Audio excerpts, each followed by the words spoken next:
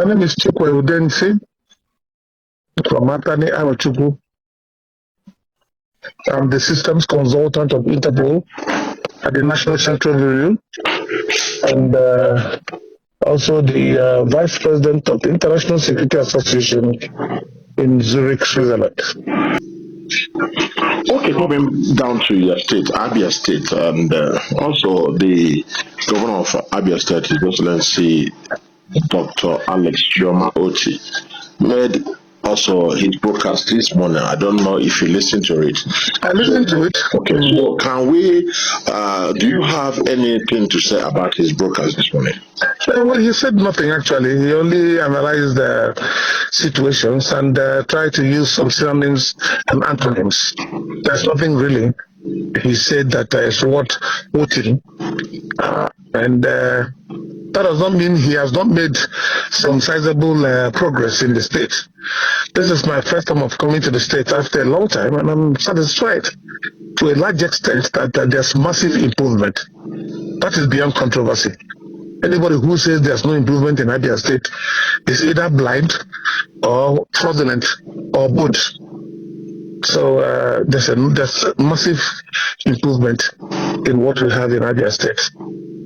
However, we are not out of the woods completely. In the area of accountability, we are totally not out of the woods. There's much to be desired. And since he has continued and started the idea of investigating his predecessors, now there's a question of investigating the records or the inflow into Abia State, especially the state and local government. And he's blocking the investigation. He has refused to go to equity with clean hands. So I'm appealing to the Abia State government, please go to equity with clean hands. If you live in a glass house and throw stones, you should expect to hear some cracks and breakages. So please, the bottom line is that the Abia State government should go to equity with clean hands. Last week or so, a report of Justice Igwe was sent back to him. He received the report of Justice Igwe of investigating his predecessors. If you are doing that, you must be investigated too. That is the law of nature. You must be charged according to the yardstick that you have judged others. You can't expect to investigate others and then refuse to be investigated. And let me tell you something. We in security, we know it very clearly. Once anybody is accused of any crime, can you hear me? I can hear you. Yes. Once anybody is accused of any crime and he leaves the accusation and start looking at the personal life of the accuser, he has something to hide. He has something chronic to hide. That is our experience in security. The question is that for the other time, if you remember, the question is, you said you spent 54 billion on 51 schools. Where are the schools? You turned around and said the accuser, which is Nayo, that he came to you to beg you for a job. That is not the question. The private relationship between you and Chikwe, you can go ahead with you, both of you. We're talking about Abia funds, our commonwealth. He is saying that you have embezzled it. You are answerable to the people of Abia. So the yardstick with which you want to measure others, you should be measured with a yardstick too. You are running away from it. And once you see anybody running away from investigation, he has skeletons in his cupboard. Go and check the records. That's what we know in security.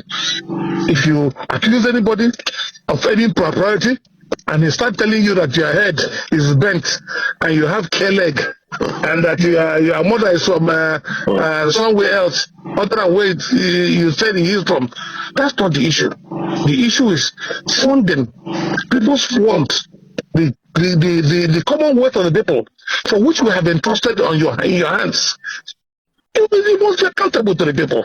No matter who asks the question, you must tell us the truth. Where is the money? The truth is that there are no 51 schools he consulted at 54 billion. Because he himself said they have talked to certain. He denied it.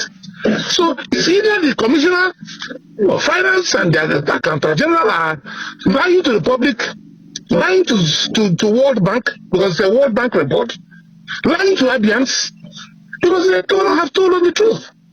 But the truth is that no 54 billion was expended in 51 schools. Because he said so. And I heard him very clear and clear. In fact, what I heard him say is that about 14 billion was expended. If that was the position, where is the schools? 14 billion is not small money. Where are the schools? I saw a few publications of a few schools from one of the platforms I belong to. And one of the schools some